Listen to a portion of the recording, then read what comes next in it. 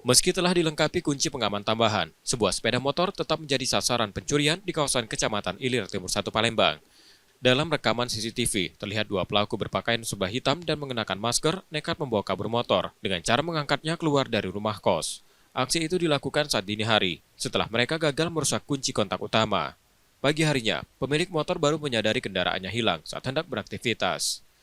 Kondisi motor itu dalam keadaan udah dikunci tambahan, kunci stang itu udah di P, terus juga ada kunci tambahan di cakram bawah itu karena emang dia susah untuk buka di sini, jadi diangkut oleh kedua orang tersebut ke lorong. Berbekal rekaman CCTV sebagai bukti, kasus ini telah dilaporkan ke Polsek Ilir Timur 1 untuk ditindaklanjuti. Reski Oktora, Puklas Diferensial, Kompas TV, Palembang, Sumatera Selatan.